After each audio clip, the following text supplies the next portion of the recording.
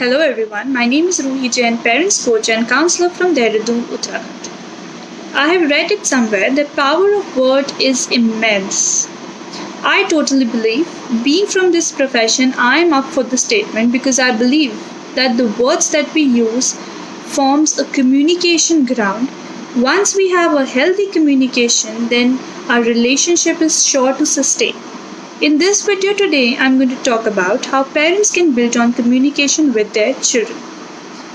Before I start, there are a few questions I need to pose.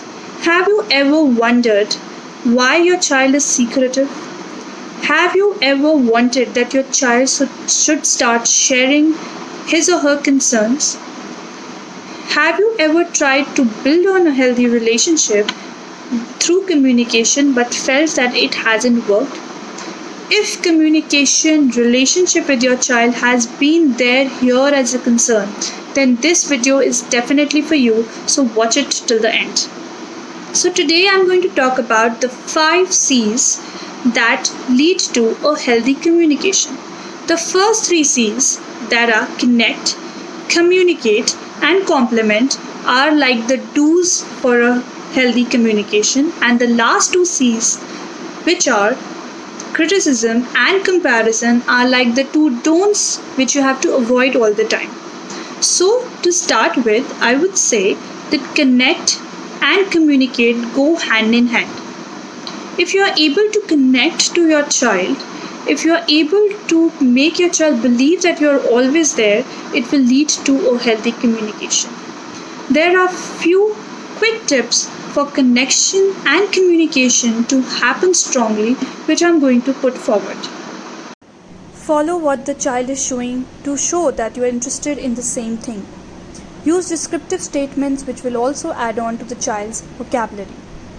Use simple statements because they need to listen, comprehend, and then perform an action. Whenever you are asking a child to do something, give choices which will also help them to take decisions better. Wait for the child to comprehend and take actions. They are definitely going to be slow. Get onto the child's level and show that you want to be connected to them. Whenever you sit to talk to the child, don't be like a question bag. Ask statements like, what is that you want to share? Now, coming to the third C, the third do is compliment. We all know that compliment, praise is very important, but it has to be done the right way. So how do we praise a child or compliment a child? First thing is always focus on the efforts. Don't be after the result all the time. Third, be very specific in what you want to praise. I'll take one example to explain all the 3 points that you need to keep in mind. First is, the child makes an effort to get good marks in mathematics.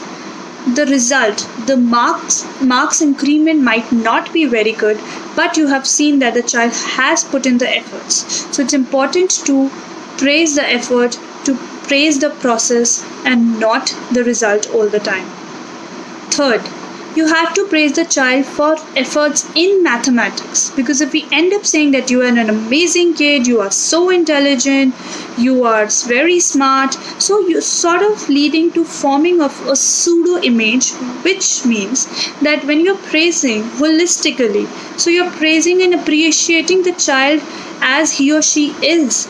So if there is any other area where your child needs improvement, and then you again go and tell and pinpoint to the child will be confused that right now my mother, my father was praising me that I'm brilliant, I am superb, and now they are coming and saying that this needs improvement and that needs improvement.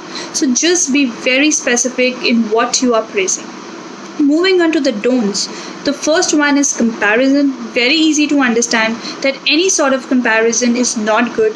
Each and every child, even if there are 2 biological children to you, they both have to be separate from each other. They have their own uniqueness, they have their own strengths, and they have their own weakness. So no comparison with the siblings, no comparison with the classmates, and absolutely no comparison with their peers. Last but not the least is criticism.